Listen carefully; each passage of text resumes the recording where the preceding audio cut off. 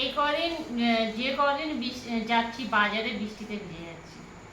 মানে বাজারে যাচ্ছি তখন বৃষ্টি আসছে না, যখন ফিরছি তখন বৃষ্টি আসছে, পুরো ভিজে যাচ্ছি।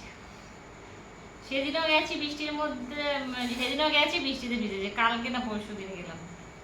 মানে কি বলবো আর,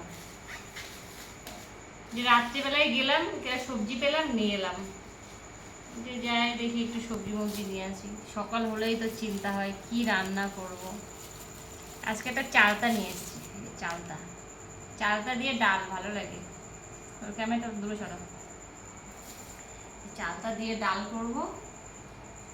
আর ক্যাপসিকাম নিয়ে এসেছি, পটল নিয়ে এসেছি, কুমড়ো নিয়ে এসেছি, মিষ্টি কুমড়ো নিয়েছি। কুমড়োটা ভালো, এরকম যদি সবুজ থাকে বেশি তাহলে সেই কুমড়ো মিষ্টি হয়। চালতা আর মিষ্টি কুমড়ো, একটা ক্যাপসিকাম নিয়ে এসেছি, পটল নিয়ে এসেছি, 500 পটল নিয়ে এসেছি।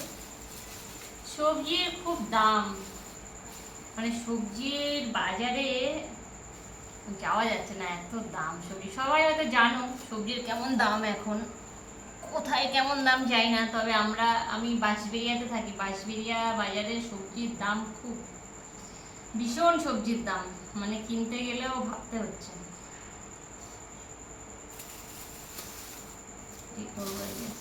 অল্প অল্পই নিয়ে এসেছি, 500 পটল নিয়ে এসেছি, একটা তোমার ক্যাপসিকাম নিয়ে এসেছি, একটা চালতা নিয়ে এসেছি, আর মিষ্টি কুমড়ো নিয়ে এসেছি 500, না 500-এর একটু বেশি আছে।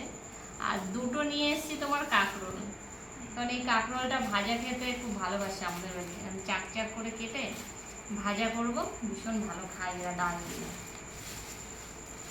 আর নিয়ে আসলাম কটা গাঁটি কচু, যে গাঁটি কচু চিংড়ি মাছ দিয়ে করলে কিংবা মাছ দিয়ে করলে, জ্যান্ত মাছ দিয়ে করলে সবাই ভালো খায়। একটু হালকা হালকা করে ঝোল করি আলু দিয়ে, এর সাথে আর একটু জ্যান্ত কাতলা মাছ না রুই মাছ দিয়ে ঝোল করি, ভালো লাগে খেতে। ব্যাস এই নিয়ে এলাম। তারপরে নিয়ে এসছি যে পাকা আম নিয়ে এসছি, চোষা আম, এখন কি হলো চৌষা, তাই তো আমের নাম, এই আমগুলোর নাম চৌষা বলে।